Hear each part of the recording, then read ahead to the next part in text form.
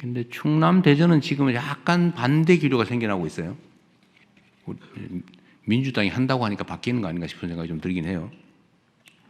근데 전남, 광주는 확실하게 될 것 같습니다. 네. 네, 매일신문 유광준 기자입니다. 지방정부 통합과 관련된 질문을 드리겠습니다. 이 통합에 즈음한 중앙정부의 이 단발성 지원만으로는 이 시너지 효과를 내기가 좀 어렵다, 이런 우려들을 지역에서 하고 있습니다.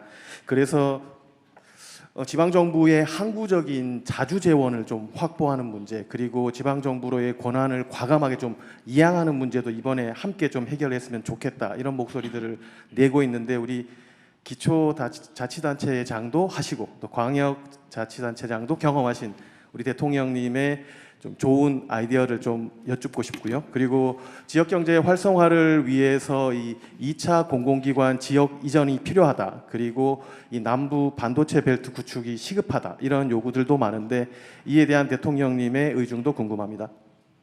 네, 뭐 다 맞는 말씀이십니다. 대한민국은 지방자치라고 하는 것을 나름은 시행은 하고 있는데, 이 지방자치는 두 가지 측면이 있죠. 권한을 나누는 분권, 중앙이 다 잡고 있는. 근데 이걸 지방으로 이렇게 나눠서 지역으로 나누는, 권한을 나누는 분권의 문제. 또 하나는 그럼 나누기만 하면 되냐? 자치의 문제가 있죠. 주민들이 그냥 풀뿌리처럼 지역 스스로의 문제를 스스로 해결해 나가게 하는 이 분권과 자치라고 하는 게 지방자치제도의 핵심이죠. 근데 이제 두 가지 다 좀 부족한 측면이 있습니다. 조금씩 많이 개선되고는 있어요. 그래서 기초단체장 하던 시장이 대통령으로 되고 그러지 않습니까?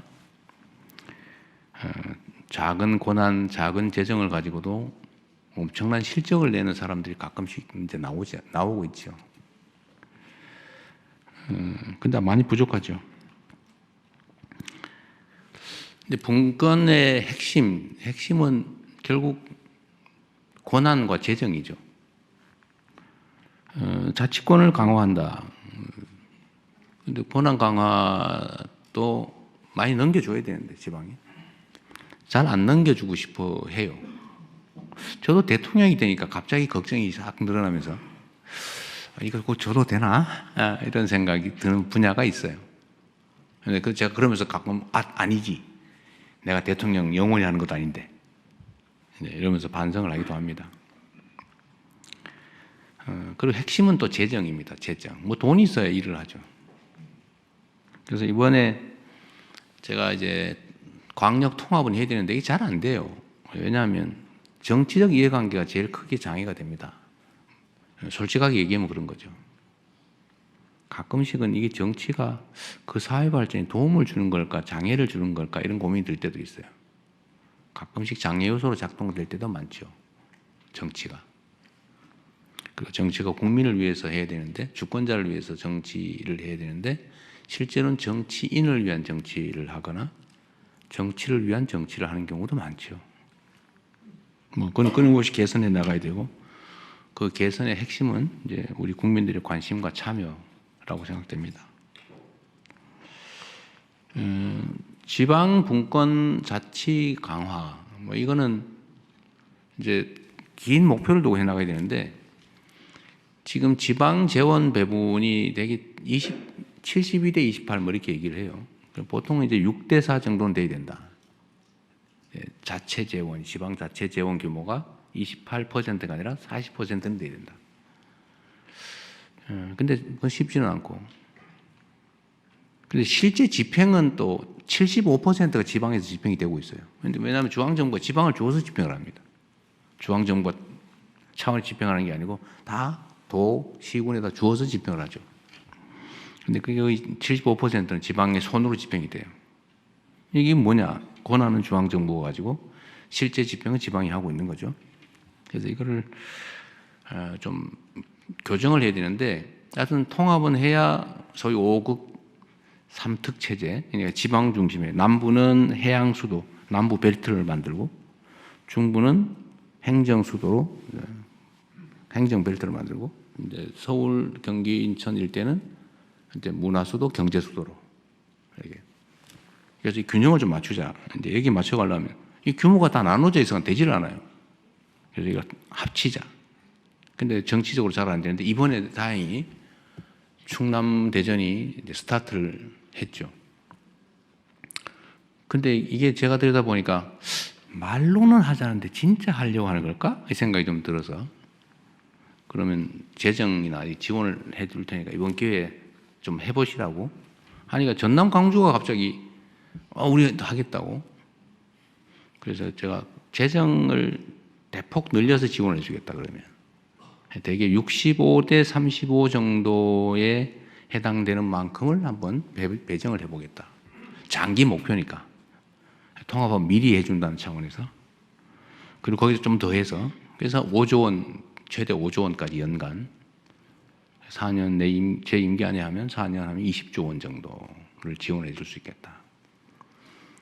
계산을 좀 해보고 좀 무리가 발생하긴 하지만 이렇게 안 하면 통합이 안 되겠다 했더니 효과가 좀 있는 것 같아요.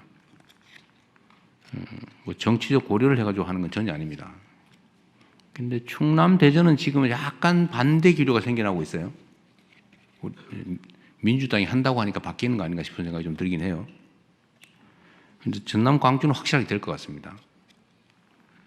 그래서 제가 아까 말씀 미리 조금 드렸는데 통합을 하려면 유인이 있어야죠. 유인이 해야 될 이유. 그래서 그거를 이제 몇 가지를 제가 정리한 겁니다. 첫째는 재정 지원을 대폭 늘려서 해준다. 최대 5조 원까지 연간. 근데 이건 뭐 약간 이연할 수도 있어요. 왜냐하면 5조 원을 갑자기 좀 어디 씁니까? 그럼 나중에 좀 이연해서 다음에 쓸 수도 있게 하자. 그다음에 여기 약간의 그 가이드라인도 좀 정해주자. 예를 들어 이거 가지고 어디 다리 놓는 거 뭐 연육교 막 놓고 이런 데 다 써버리면 어떡해요? 그것도 문제잖아요. 핵심은 지역의 산업, 경제 발전 토대를 만드는 겁니다. 다시 사람이 몰려오고 그러려면 정주 여건도 만들어야 되고 문화 환경도 개선해야 되고 기업 유치도 해야 되고 기업 유치하려면 그냥 옵니까? 뭐 세제 지원이든지 뭐 고용 지원이든지 이런 것도 해줘야 되고 연구기관도 만들어야 되고 학교도 늘려야 되고 중고도 좀 개선해야 되고 할 게 많아요. 근데 이런 것들을 좀 할 수 있게 재원을 대대적으로 넘긴다. 두 번째는 권한도 넘겨주자. 이번에는 정부 재정 부담이 너무 크니까 일은 다 끌어안고 돈 다 줘버리면 어떻게 해 나중에 큰일 나잖아요. 그러니까 일도 넘겨버리자 이번 기회에. 그래서 인력도 그쪽에 마음대로 할 수 있게 해주자. 마음대로는 아니고 확 풀어주자. 뭐 부단체장도 늘려주고 급수도 올려주고 이런 조직 지원도 좀 하고 권한도 넘기고 그 다음에 또 하나 중요한 게 산업 배치에 있어서 좀 우선적 지원을 해주자. 어차피 기업들이 다 결정합니다. 예를 들어 용인 뭐 반도체 얘기 자꾸 하는데 저거 정부가 옮기라고 옮겨집니까? 정부 마음대로 되지도 않고 첫째. 두 번째로는 이미 정부 방침으로 정해서 결정해 놓은 걸 지금 와서 뒤집습니까? 쉽지 않죠. 그래서 이건 정치적으로 결정할 일은 아니고 다만 설득이나 유도는 할 수 있죠. 용인 반도체 지금 저 13기가와트의 전력이 필요하다는데 여러분 13기가와트면 원자력 발전소 10개 있어야 돼요. 그 전력을 어디서 해결할 겁니까? 그러면 남부에서 그 송전막 만들어서 일로다 대주면 남부에서 가만히 있습니까? 서남 해안에 이제 주로는 재생에너지 생산해서 공급할 텐데 용수는 어떻게 할 거예요?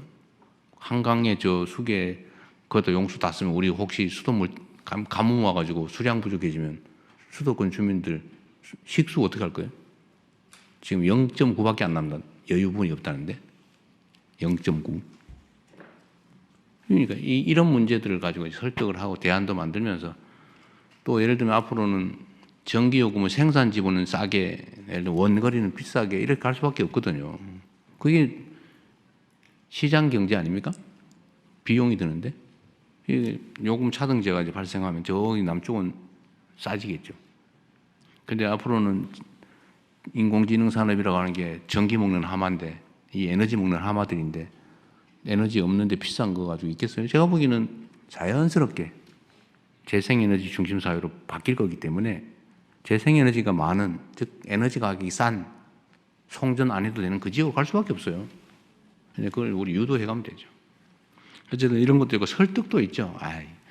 국가 균형 발전이라는 차원에서 좀 당장은 어렵지만 길게 보면 훨씬 거기가 땅값도 싸고 인건비도 싸고 물가도 싸고 에너지도 싸고 우리가 싸게 해주고 세금도 깎아주고 규제도 완화해주고 인프라 구축도 많이 해주고 교육 연구시설도 많이 만들어주고 사람들의 정주 환경도 많이 개선해 줄 테니까 차라리 글로 가는 게 나중에 장기적으로 낫습니다. 이렇게 설득할 수도 있죠.